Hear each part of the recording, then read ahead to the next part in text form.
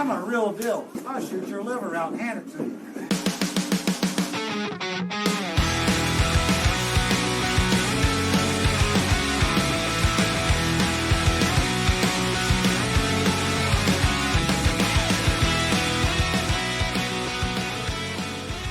Hey, Rob.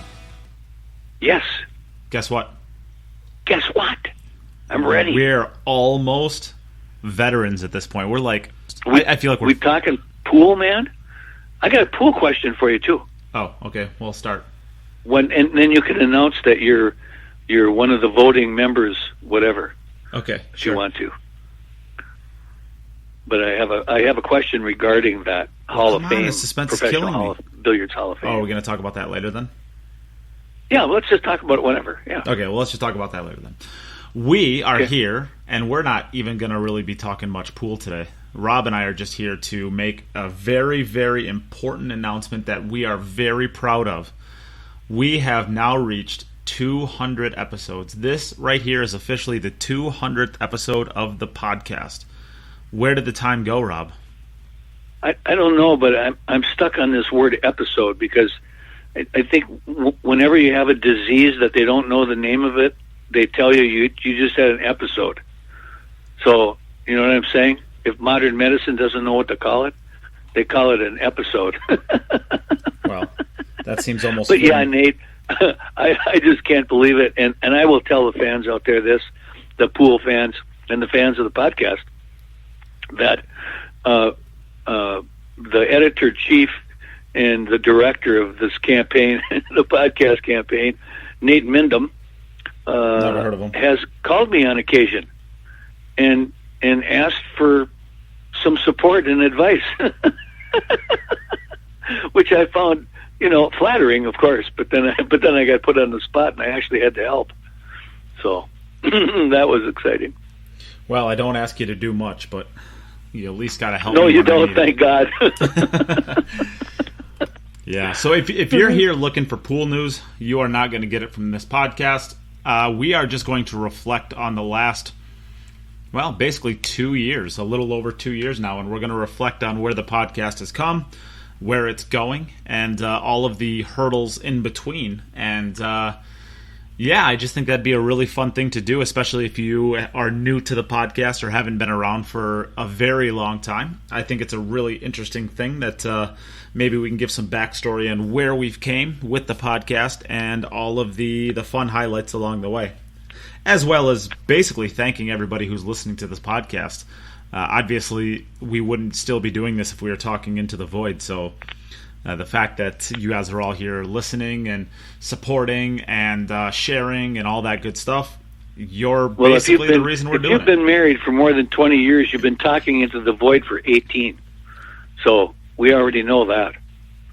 I promise you that that is certainly the case in yours. Yeah, that your marriage wouldn't work very well if that wasn't the case, Rob. She can't hear me. She's out on the porch. I think when you are insinuating that, I think you're insinuating it from the wrong side. I'm pretty sure every time you talk, it's just into the void. I know. I poke fun at my wife. Rob, she's good with it. She likes it. Rob agreed to do the podcast just so people listen to him talk again. It's been so long. Busted, huh? Yeah, all in all, I'd say my attitude toward the podcast has been momentarily uplifting. And when I get the call in the morning, Rob, can you go at 11 today? Can you go at 12? Can you go tomorrow at 10? Can you, there's a fleeting moment of excitation in my heart goes kadoop, kadoop, when I get that call from you. Another podcast. Oh, okay. And the amazing thing about most people who are in the profession of journalism in some form or another, or marketing, or verbal communication to the public, they practice. They get together and have rehearsals, and they have scripts, and they have writers that actually work for them and write for them. And maybe other than today for you doing a little script, we've never had scripts. Yeah, we mostly just go off the cuff. We talk for 10 minutes before the podcast. We'll go, what should we talk about today? Yeah, that's mostly it. It's not the most organized event. That's truly amazing. It is. Well, we're all just a bunch of good BSers, so we don't really need to talk about too much. We kind of just, of course, I come into it with a plan every day. It's more or less, you've never needed a script. Demetrius has never needed a script. So we kind of just, I plan out our stuff, and I make sure that it's semi-coherent and scripted, but mostly I'm just winging it too with a general idea and plan, or a general idea in plan. Yeah, I guess in plan, and then we just kind of run with it. So that's kind of always so been fun. The that is so fun, and I like the video group things, because if I don't like what we're talking about, I'll just ask a question and get it, and try to get a response from the other people on the podcast, and the whole subject changes just like that. Bam, boom. That's kind of cool. Yeah, well, you turd. All right, let's jump right in here. And so basically, I wanted to give kind of a highlight and a thank you to all of the people who have been hosts in the past to start out with. So I want to give a huge thank you to Rob. You were my first and my most loyal host. You've been here since the beginning. Demetrius Gelatis joined the podcast full-time around March or February of last year. He's been there ever since. And those have been kind of the steady Eddie hosts that we've had on the podcast, but we've had a lot of people who have filled in for a week, especially early on. So some of those people, LJ Bryseth, Matt Kitzman, Cody Wedig, those guys were like kind of, hey, what are you guys doing? You want to jump in? I need a co-host. Rob's busy. And they would jump in, and they've been on the podcast at least once, sometimes a few times for them. So I want to give a huge shout out to them. And then more recently, when we're doing some of the group shows, I can't get to everybody because there's been actually quite a few of them. But a couple of the highlights, I really want to give a huge shout out to Melina Mike, Jim Telfer, Mike Howerton, Carl Boyce, and of course, there's been other people on. They've kind of been special guests during these shows. And if I went through every single person that's ever been on the podcast, we'd be here for a week. So I'm not interested necessarily in doing that. But those are a lot of the people who have been hosts on the regular weekly, or sometimes a little bit more than that periodically. The kind of update podcasts where we keep everybody up to date with what's going on. So thank you very much to all of those people you've been on in the past to help us basically make this show and make it work.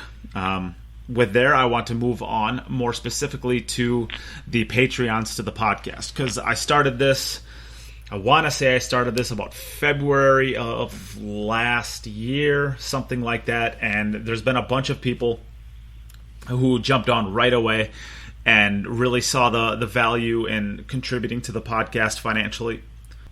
And I really can't thank you guys enough. I'm going to talk a little bit more about the history of the podcast for all the people who have not heard the story in just a little bit. But I basically have been doing this full-time, promoting the game of pool full-time since, I guess, August of 2 years ago. So it's been almost 2 years now that I've basically exclusively been trying to build this game. And I'm going to talk in a little bit about what some of those projects were. But your guys' support to the podcast has really allowed me to do all of the projects. And I know that your support here is for the podcast itself. But I think I had a conversation with Bob Miller Wednesday night at Pool League, and he said something that was incredibly humbling, and hopefully he's okay with me saying it, but he said $50 a month, which is, okay, there I shouldn't probably say that, but he's like, that's like the cheapest way that I can find to donate to the future of the game and actually have it mean something. And that's the trust that he has in me working within the industry. And that was incredibly humbling. Like, I've had people say really nice things about stuff like that, but when you hear something like that in that context, it's incredibly humbling, but it also kind of makes you realize the work that you're doing and how it's almost like people are relying on you to try to grow this sport. And it's a little bit, well, it's very humbling, but it's also a little bit like, yeah, there are actually people like putting their faith in me and are willing to, I guess, really put a financial backing behind me and growing this industry, and I think that is something that's never really sank in, and it did on Wednesday. So thanks, Bob. The comments were incredibly humbling. It was really appreciated, and I do want to go through some of the other people who have really been around since the beginning, as well as that have jumped in. Mike Salmon, Aaron Taylor, Rob Miller, just said him. David Peters, Dag Chorbik. I always butcher this one. I'm so sorry, Dag. Torgjurgsen, I'm going to say that's right. Tozar Hammond, Tim Clark, Morgan Lupton, Ben Young, Ryan Harmson, Mo Bashir, Cornelius Wilkins Jr., Andy Morse, Jason Gibbs, Bill Pelham, David Engel, Ali Sirjanen. Dang, these Norwegian and Swedish and Finnish countries are hard to pronounce. Okay. Terry Horton. Yeah, there's some silent letters in all those. Yeah.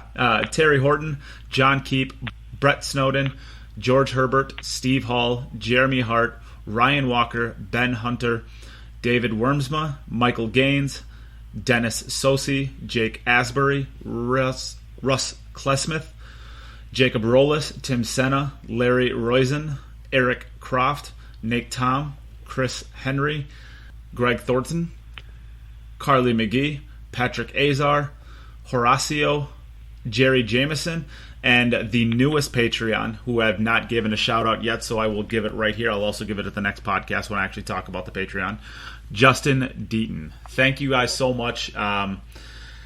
It is incredibly humbling knowing that there's this many people who have not only want to support the podcast, but also kind of put that trust into what the work that I'm doing and the work that we're doing really is what I'm trying to get at here.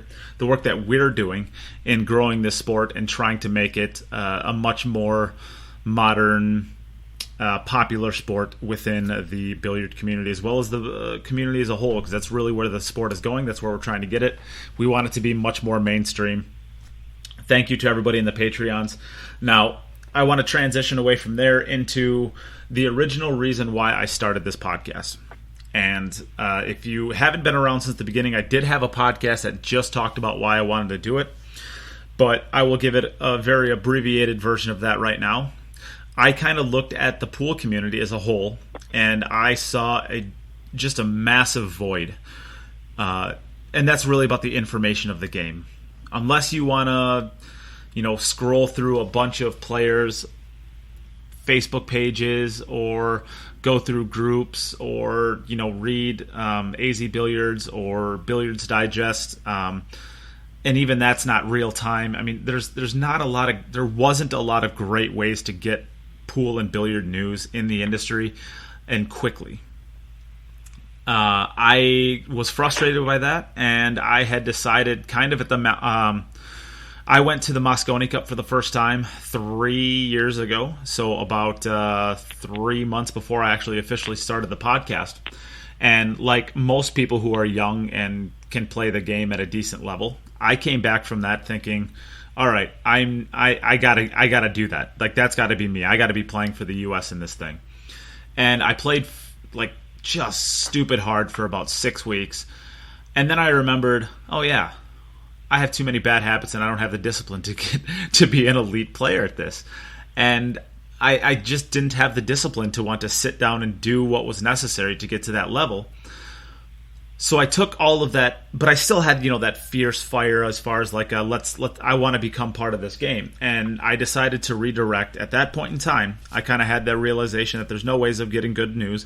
And I kind of redirected that fire that I had towards trying to become a top American player into being a top regional promoter with the intention of becoming bigger. And for anybody who was around since the beginning of the podcast, you would know that we actually did a Wisconsin segment where we literally just talked about Wisconsin pool and how everybody was doing in Wisconsin, the tournaments that were happening. And it was a huge hit in the beginning, and it was fantastic, and I think a lot of people really liked it. And I've been asked a few times why that stopped. And to be honest, that stopped because Wisconsin support stopped.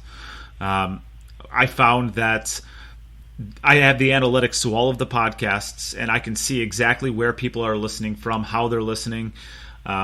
and all of that good stuff. And what I found was the podcast was growing pretty quickly throughout different states, but it was actually shrinking in Wisconsin. So it started out as like a pretty popular thing. We had 400 or 500 listeners in Wisconsin, and what happened slowly over time was each month 20 to 30 people would drop off from listening to the podcast in Wisconsin. And it got to the point where California, Texas, New York, Florida, and Oklahoma were actually listening to the podcast more than Wisconsin. And I kind of had this realization, like, well, why am I really doing all of this Wisconsin stuff if they're not the ones that are listening?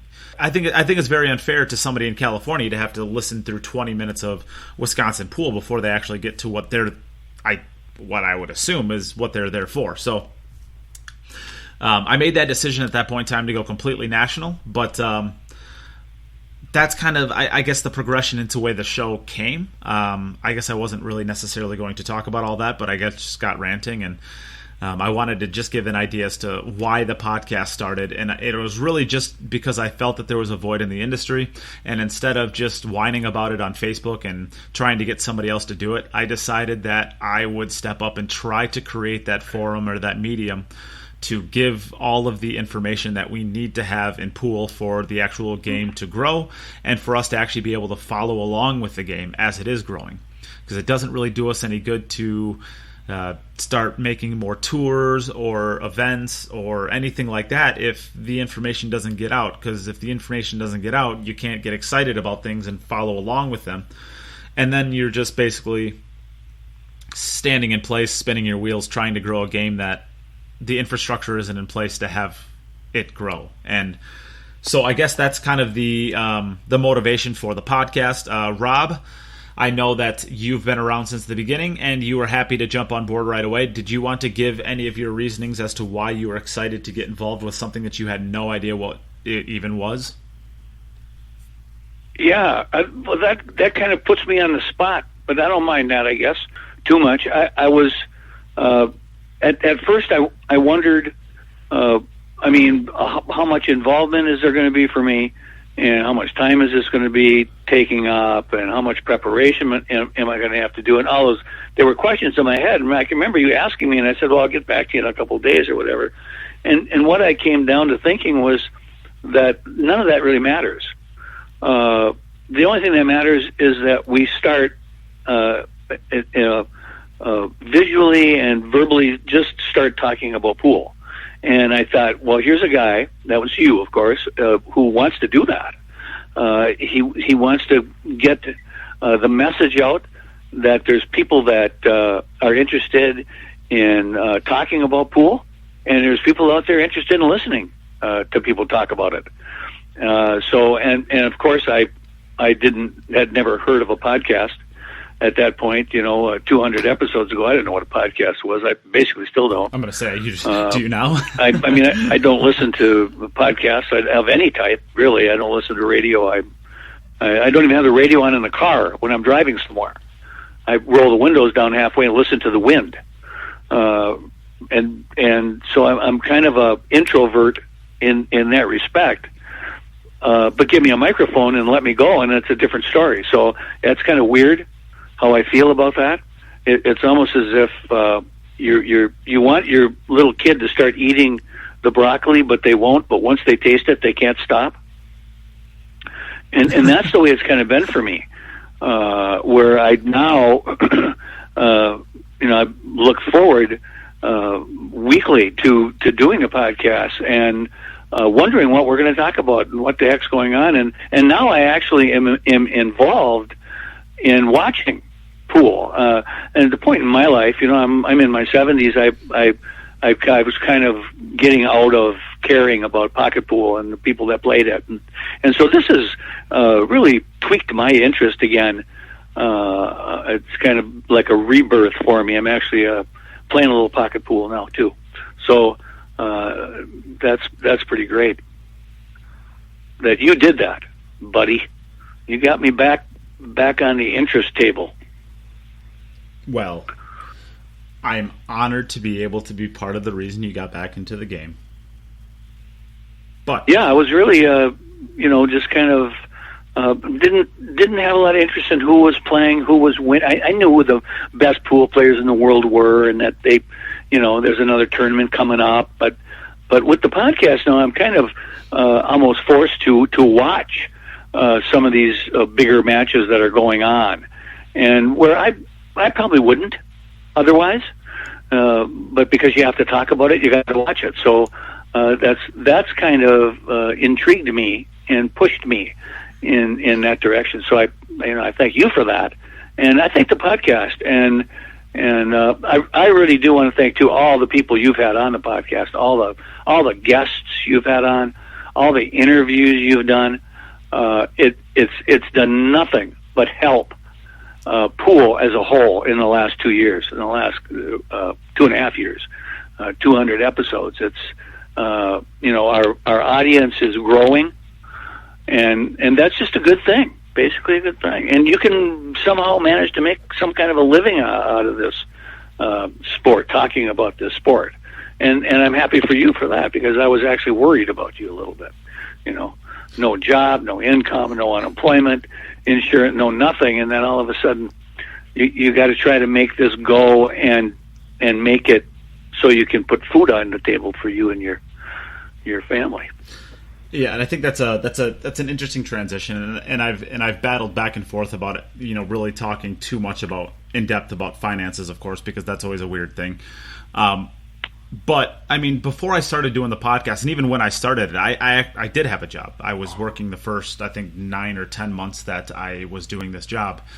And for full disclosure, I mean, I was making a very, very, very comfortable living. I was right out of college, but I was comfortably in six figures, and I was very much comfortable with the life that I had financially.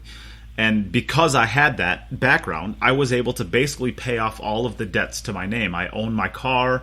I don't have any student debt. I mean, there's really nothing that I have to pay for. So right now, that's the reason why I've been able to basically do this without a job, is that I just don't have a lot of overhead. So with the Patreon support that we do have, that for the most part is able to, that as well as, some selling some cues or, running some virtual events here and there, stuff like that. That's how I'm able to survive in this industry and continue to grow, or at least continue to try to grow this industry without actually having to divert attention in other places. Because I think there's a lot of people who put a lot of really, really great work into this industry, but they can only put as much work as their family life will allow for, or their job will allow for. And what I had decided was that I'm going to try not to fall down that rabbit hole where I can only work hard at promoting this game for 12 hours a week. If I'm going to do it, and if I'm going to do it, I'm going to do it right. Is kind of what I had decided after my job actually got shipped overseas, which is why I stopped working at it. So that's the reason why I'm not working anymore, was my job is now in India. So basically, I decided at that point in time that I was going to go all in and see if I can sustain myself in this industry by, doing all the different things I do financially to survive in this industry. And clearly it's worked, at least for, a little while. So that is why I'm putting 100% effort into trying to grow this game. I'm, doing the virtual events from time to time. I think I'm done with those now because of COVID. I think it's just too impossible for players to even want to play in them with their travel schedules as hectic as they are. But the podcast, we are now venturing into video podcasts and more vlogging type of stuff. I'm going to get a little bit more in depth into later on what other things I'm working on outside of the industry that have never been disclosed before, but they will be pretty soon. So that's pretty exciting when I talk about all the things that this podcast has awarded me. But I guess I kind of want to leave that right there. I wanted to give a greater idea as to where we've came from, why I started, and now I want to talk a little bit about why I continue to do the podcast, because I guess financially I'm sustaining, so it's okay. But I could always go back to the workforce and make, even if I don't go back to what I was making before, I'd make a heck of a lot more money than I would ever make in this pool in the pool world, and it's not even close, right? So why do I continue doing the podcast, and why do I continue not only to do the podcast, but I continue to give 100% effort into trying it? I can see some actual benefits. Now, I'm not saying that they're me, because I'm not the only person that's doing this. I see, of course, Matchroom is having the biggest influence on this game, and it's not even close. I mean, the things that they're doing as far as growing the game and getting eyeballs onto it, I'm nowhere close to what they are, of course. But Matchroom cannot do it alone.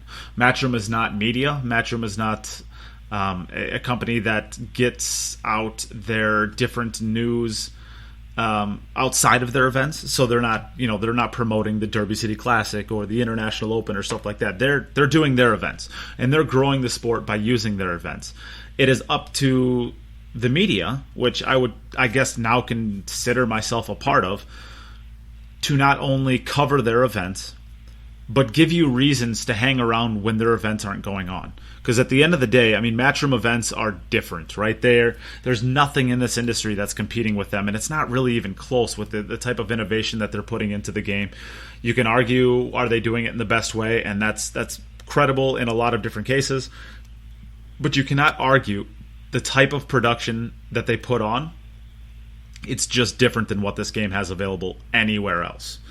So how do we keep the interest of the industry in between all of these Matchroom events? And that falls on people like me. It falls on people like Joey Ryan and the Booth Brothers, for example. Mike Howerton with his podcast. We Are Pool Players are doing great work in the industry. Roy's Basement, he does great stuff in this industry. Molina Mike with all of his updates and action and stuff like that. I mean, these are the type of people, and I would consider myself in this one. These are the type of people that I have to keep the interest not only alive in between events, but create even more hype during the Matchroom events. And I think that that's kind of where I see my role in the industry, and I think that the industry needs a lot more of us. I mean, I just named several of them that are great at what they do, and I think that they are doing great things, but you can never have enough of these types of people to keep the interest on the game when the game isn't peaking with the U.S. Open or the Mosconi Cup or the World Pool Championships or stuff like that. We still need to hold the interest, or all of the new eyeballs that we get just end up falling away again. So we need to give those people who now have an interest in following the sport a reason to hang around. And that's kind of where I see my role, and that's why I feel like it's still my duty to continue with this podcast, as well as the other stuff that we do in the industry, is to try to help Matchroom as well as the other top promoters in this game with holding and maintaining interest, and even building it to a lesser degree. I think that that's kind of our role. It's an assist role, but I think that's why I continue to do the podcast, and that's why I'm very proud to continue doing the podcast. So. Yeah, there's another assist role out there that I'd just like to mention and thank these people personally too for their. Rob just hung up on himself. Genius. This makes for perfect podcasting. How'd you do, Rob? Are you there? Yeah, I'm here. How'd you do? Okay, I don't know what happened. I just lost you. Yeah, well, that's what happens when you use a rotary phone. They just blank out sometimes. That's funny. Yeah, well, I just wanted to thank those kinds of people. You know, you got the teachers out there that show up for these events, Jerry Briceth and Scott Lee, and you know, a lot of those people who go to these bigger national amateur events and give up their time for that. Man, I get paid a little bit for it once in a while, but you know, they don't have to do that. And that's all because these individuals love the game. And they love the players that play the game, and they want to give whatever they can give of their own personal knowledge back to the players. And they do give it, and yeah, okay, they make a little living in the process, you're giving back. You're giving what you can. I'll tell you, Nate. When you started doing your Monday night lessons for free thing at one of the local pool halls in your area there, you went up on my respect level. Not just because you do the podcast and you're trying to do that kind of thing and spread the word about pool, and elevate the sport, but you actually physically took it upon yourself to give something back to the pool players. And I just went, wow. I mean, that's one step further than the podcast. So there you go. Well, that is why I did it, right? Trying to give back to the sport. So, yeah, I think. Now I want to transition. This is going to end up being a lot longer of a podcast than I thought it was going to be. But I kind of gave you the warning in the beginning. If you didn't want to hear about it and you wanted sports news, this wasn't the podcast. So if you made it to this point, you're probably a super fan, and I thank you. I wanted to talk a little bit about the achievements of the podcast, both personally and for me, and with the podcast itself. I guess in 200 episodes, we had 135,000 downloads to the podcast. That might not seem like a lot. It might seem like a huge amount. It's hard to know what actually that is, whether that's a lot or not. What I do know is that it's pretty incredible feeling knowing that there are that many people that want to listen to an old schmuck like Rob and myself and Demetrius and all the other people that are on the podcast. So it's a nice reminder knowing that what we're doing is worth it. On top of that, we just finally went over 1,000 YouTube subscribers, so that was really nice. I've barely pushed for that. I've barely really worked towards it. I probably should have been putting a lot more work into that at the beginning, but I guess the only real benefit of having 1,000 subscribers is that you can start running ads and getting paid for it. And I guess that was never clearly a huge issue for me. So I never really pushed towards the 1,000, but we finally got there. So that's pretty cool. And of course we have 10,000 Facebook followers, which is again, really super humbling. It's a pretty cool thing with that much work that we put into it. So that's kind of the achievements I wanted to talk about as far as the podcast and kind of give you guys an update as to where we're at. As far as the individual stuff, so this is kind of another. Of course, I'm doing the podcast as a way of growing the sport, but some of the things that have been awarded to me as somebody who does put that work into it is it's a pretty sweet bonus. Rob had kind of hinted this at the beginning. I am now an actual voting member of the BCA Hall of Fame. I'm one of, I think there are about 60 people who vote. There are people on the boards. There are there are people in the media and promoters. And then there are people who are like they say they're friends of the sport, which means they are like authors or historians or stuff like that. And then there are living Hall of Fame members currently. So I think there's about 30 living members. I think there's about 25 living members. There's about 15 friends of the sport. And then there are about another, whatever the difference is there. It's about 25 to 30 or something like that. Whatever it is. People in the industry that are media and promoters that are awarded a vote. I don't know this 100% sure, but I had spoken with Mike Panoza, and I think that I'm actually the youngest person in history, in the sport of pool anyways, that has a vote for this organization. So that, again, is like, it's a pretty cool thing to know that I'm, one, have a vote for the BCA Hall of Fame, but I'm also, it's... Usually this is kind of an old guards thing, right? It's kind of like the people who have been around the sport for a long time working in the industry, and they kind of get one because of the legend that they've built in the sport. And I get one now for, I guess, the work that I've done in the last 2 years, which is kind of incredible to think about. So, well, I know one thing, Nate, and I'll tell the fans out there that you're going to be tough. You're going to be tough, yeah. Your vote is going to be a tough one. In other words, what I'm saying, if you want to be in the BCA Billiards Hall of Fame and you want Nate's vote, you better do something pretty darn special. Well, it's not going to be that hard, but I would say I think that I'm going to fall into the more strict side of things. Yes, I do believe so. Yes. Yeah. Yes. So that's a pretty cool thing. I mean, I got a sponsor out of this. I mean, I'm an okay pool player. I'm not great, but I'm an okay pool player. But I actually got sponsored by a real reputable Q company in Q Tech. I wouldn't have gotten that had I not did the podcast. I think. Oh, for sure. Yeah, I mean, it's not. I mean, I don't think it's controversial to say that. Not only that, you played Jim Telfer. Yeah, right. 1-on-1. Yeah, Jim. That takes a set of balls right there. I think it's I think it's not.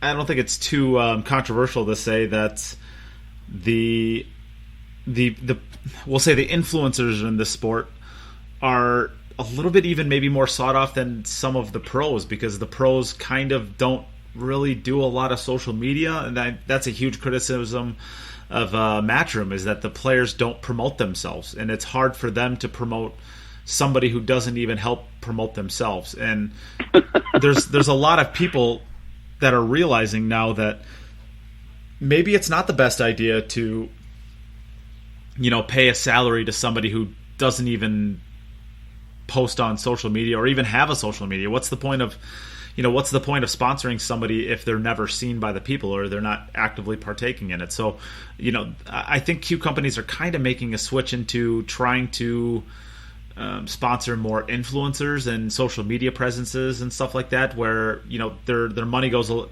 I guess their investment goes a little bit further, just based off of, I guess, the reach that they get by always commenting and posting and stuff like that. So it's not a huge surprise that I ended up getting an offer from a company, but it's still, you know, pretty impressive, or I guess, I don't know, humbling. It's nice to know that a company finds value in me. So that's another thing that was brought on by the podcast. This is in the works, but I have been given permission to actually talk about it. I am working on becoming an executive board member of the NBL, which is going to be hopefully the next American pool tour that hangs around and actually is a farm system from the top amateur into the pro level.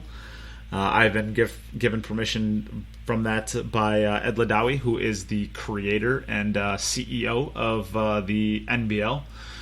And that's again, you know, I'm young. I'm National 29. Billiard League? Yep, the National Billiard League, yep.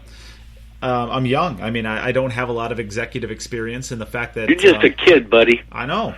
The fact that, you know, Ed would still find value in having me as part of his team to help grow and build his company, and I guess now kind of our company. It's, again, wouldn't have happened without the podcast and the work that we've all put into this. And there is also a player union that's supposed to be starting up. I'm not going to talk about this one much, but I've also been asked to be on the executive board of that one. It's been in the works for well over a year now, so I'm not exactly sure what the process is on that, but I wanted to mention it because, again, I think it's a pretty cool thing to know that I would be one of the people who are chosen to represent the American pool players. I think that's a pretty cool thing. So those are some of like the individual achievements that have came out of this, and I feel like it's just, I just wanted to talk about it a little bit to really, I guess, reflect on where we're at, where we've been, and where we're going. And the last thing that I really want to talk about is probably the most important thing that I could say that doing this podcast has brought on for me, and that is the community of listeners that we've actually built here. Not only with the podcast, but with the events that I do, the streaming events that we do. Of course, not everybody who watches the VG events or watched the VG events listen to the podcast.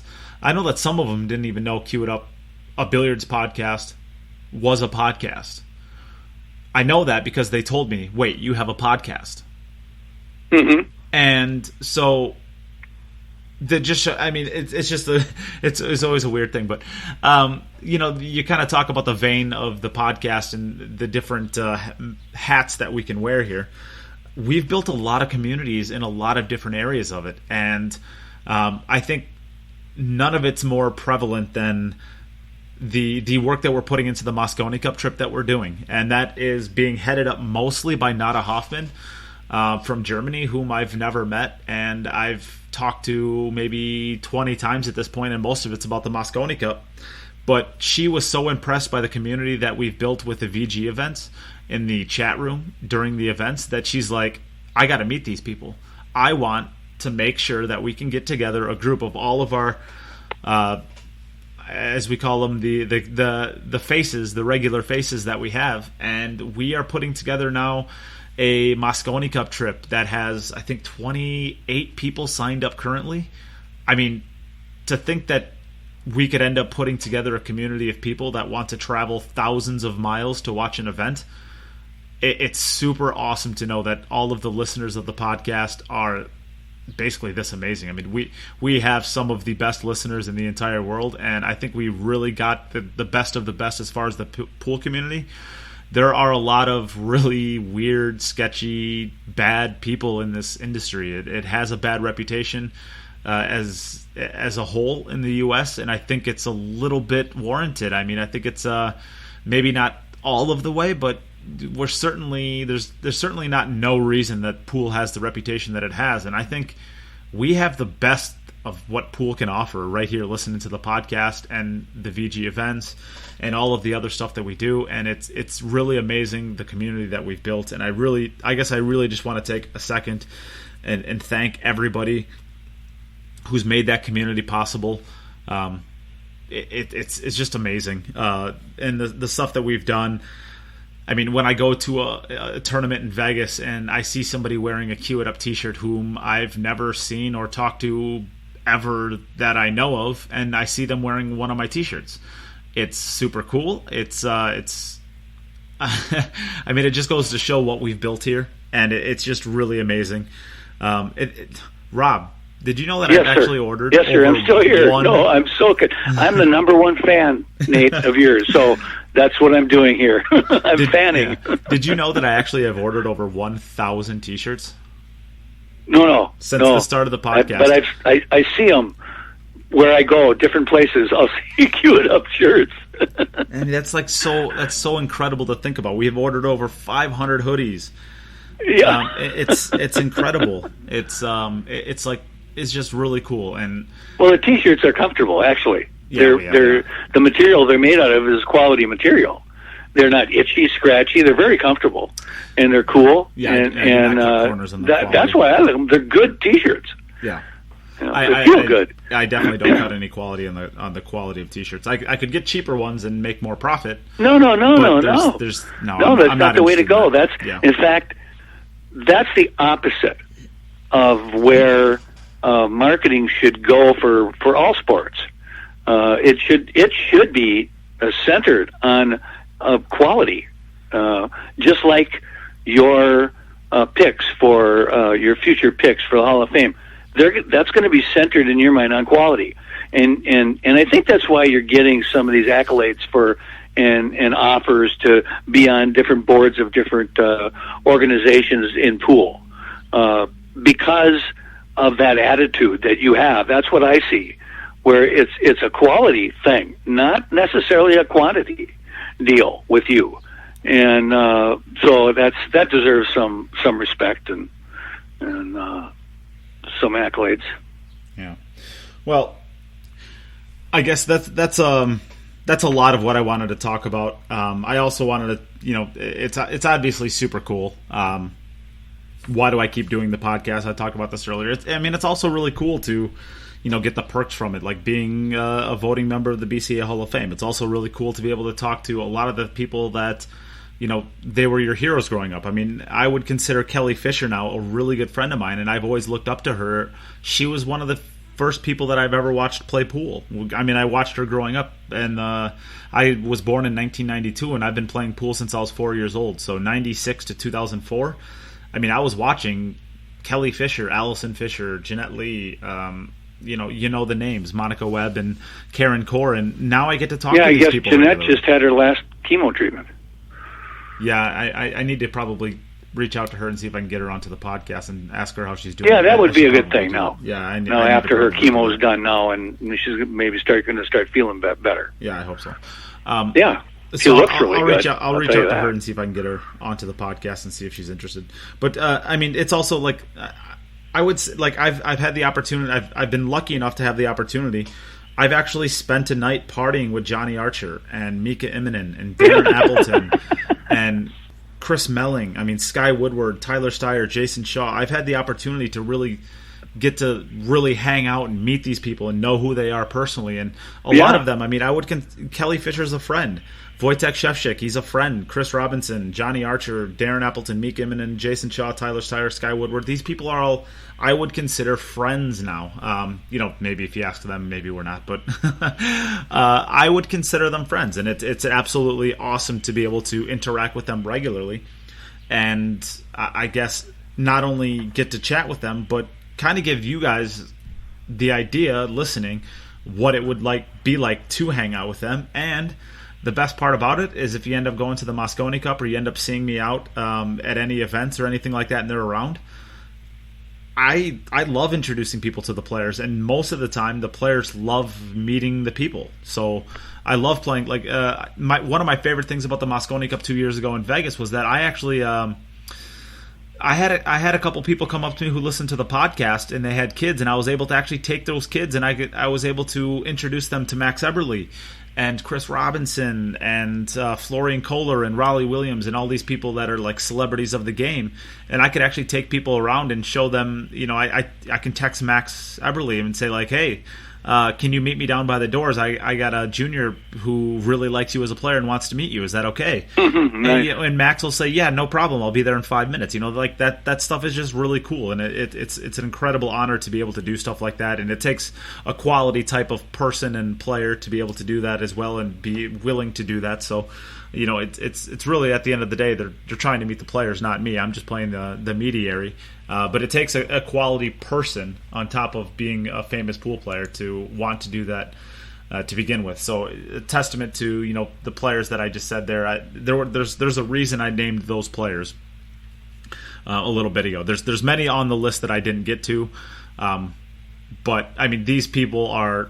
There's a reason that I'm talking about them. They really are good people. They're good ambassadors for the game, I think. So, yeah, I think, Rob, I guess that's really all I wanted to cover in this podcast. It went a little bit longer than I was hoping for, but I really wanted to give a little bit better idea on where the journey of the podcast came from and where it's at now and where it's hopefully going in the future. I mean, I can say all these things. I have a lot of people reach out to me and they'll be like, how can I help? The best way to help is just share the podcast. Write a review on Apple iTunes. That's the best, then we'll show up in algorithms. We're already getting to the point now where we're starting to show up on a lot of algorithms. Like you can just basically type in POO and the podcast comes up, BILLI, and the podcast shows up. We're to the point now where we're the highest right away. Whenever we're searching anything pool, we're right there at the top, which is pretty cool. But if we could get more iTunes reviews, maybe we start showing up in sports ones instead of just pool. I mean, and then maybe wouldn't that be cool? Yeah, wouldn't that be cool? It's sports news. It's the Queued Up podcast, the interview with Alvin Ocean, world champion, twice. Yeah. I mean, that's a pretty neat deal. Yeah. And I will say this: this podcast is actually a top 500 in the world for sports, so that's pretty cool. I mean, if you take all the sports in the world, like anything that's labeled a sports podcast, we're in the top 500 in the world. So I mean, you think of all the football podcasts, basketball, tennis, golf, whatever it is. This podcast right here it competes with those, right? I mean. It's pretty cool, and who knows, maybe a couple more Apple reviews. But anyways, I mean, just share the podcast page, but share it in a way that actually gives an endorsement, right? So of course we can, and I'm guilty of this all the time. I'll share something, but I won't actually give any context to it. It really goes a long way if you actually write a little bit about it, what it is, give an endorsement for it, why you listen, maybe stuff like that. And that stuff really helps to give a credibility. If somebody's on your friends list, it's probably because they're your friend. They trust you, maybe that they respect you in a sense.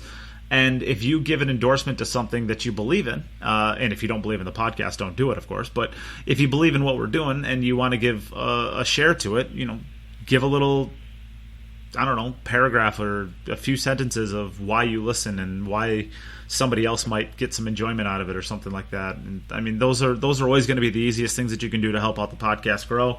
And if not, just listen. That's enough. That's good enough. So I guess we're going a little bit long at this point, Rob, but I want to thank you from the bottom of my heart. I know I pick on you a lot, Rob, but this podcast would not be anywhere close to where it is. It probably wouldn't even be in existence. To be honest with you, it probably wouldn't be in existence if the day that I called you and you said, "Look, give me a day or two to think about it." If you'd have came back with no, to be honest with you, Rob, I don't know if the podcast would have happened. And I only say that because I was like 3 weeks away from launching the podcast, and I had a co-host picked already. I can tell the fans, some inside stories of Nate calling me and being like super depressed because some electronic device was not cooperating and he didn't know what he was going to do next or what he was going to do. Or yeah. I think should I just chuck this whole idea or whatever? Yeah, that was and I would get calls like that. Routinely in the first 6 months, there'd be, something's not going right because that's life. Nothing ever goes right. Now I get it. And I can remember thinking to myself, well, I could shut this down right now and just tell them to quit. But I can't do that because I don't want that. I don't want you to quit. I want you to keep going. Yeah, but I was about 3 weeks away from actually like launching the first podcast, and I was getting everything set up, and then my co-host, who had agreed to do it, backed out on me.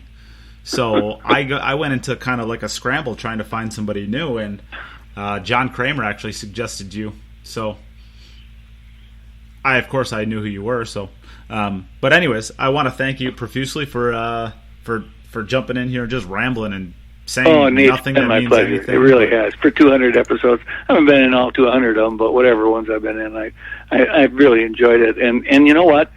To tell you the truth, since for the whole podcast on whole, I've learned something. Practically, I'd say every podcast. Learned something about the pool industry, learned something about pool players, learned something about the game when we ask questions about the game and what we think. And really, since Demetrius has joined also, because he's just such a head case.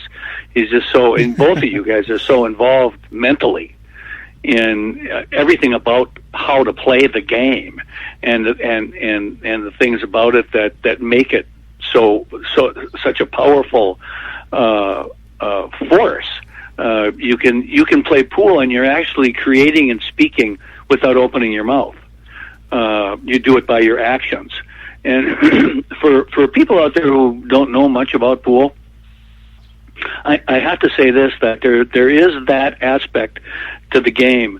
If you don't know why something is being done, then you simply ask. And once you know why, then it becomes exciting and it becomes interesting. If it would be like when my wife decided to watch baseball with me, once she understood why these different things were happening in the game, why is that guy leading off of that base? Why is this guy doing that? Why is this guy? It turned into something really fun to participate in as a fan, as a viewer. And I think pool is that way too. If you don't know anything about it, once you ask the questions and get some answers, and that's hopefully what the podcast is doing, it's giving answers to the fan base out there, and that's why we really like when people write in questions, and on the streaming now of the podcast, when there's the comments, trying to answer some of those comments live as they're being asked. That just helps everybody. Yep. Yeah, I agree. It's been a blast. It is a blast. It's continuing to be a blast. And I wouldn't want to be doing it with anybody else besides you, Rob. Even though I pick on you all the time. It's a whole lot of fun. Should we cut each other's fingers or what? Yeah, and I know, a friendship ring. That'll do it. That'll do it. I know you already got a friendship cup. That's enough. I did. I got. That's as far as I'm going to go with you, buddy. I use that just about every day, Rob. I use it just about every day. I love this thing. All right, well, Rob, how about to the next 200 episodes? Yeah, okay. I'm on board. That seems like a cheers worth doing. God willing, the creek don't rise, and I wake up tomorrow. Yeah, right? Yeah. All right, well, with that, we'll tune off. I do want to give everybody one more giant thank you if you're listening to this podcast, especially at this point. You are truly a super fan, and we could not do this without y'all. So thank you very much, and we continue to hope to grow the sport and innovate this podcast as well as the industry as a whole, and we'll need your support along the way. So don't give up on us. Here we go. Let's keep working, huh, Rob? Adios, folks. Thanks a lot for listening. Yep. Take care, everyone.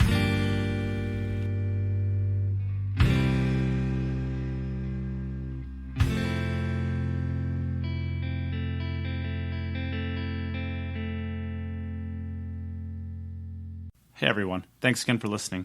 If you've liked what you've heard and you want to contribute to the future content that will be made, consider joining the podcast's Patreon at www.patreon.com/QItUp. Becoming a Patreon of the podcast will help to create all of the future content that the podcast will have. Special shout out to Dave Peters, Aaron Taylor, Pete Silsby, Morgan Lupton, Ben Young, Robert Miller, Andy Morse, and Bill Pelham for your generous contributions to the podcast's Patreon. If you ever need any more information on what the Patreon system is, or how you can contribute outside of the Patreon, please reach out to the podcast or Nate himself. If you would like to contribute to the podcast for free, consider sharing any podcasts or the podcast page on Facebook itself. Also, leaving a review and a rating if you listen through iTunes. It helps others find the podcast. Thank you for listening, and we'll be back soon with another episode of the Q It Up podcast.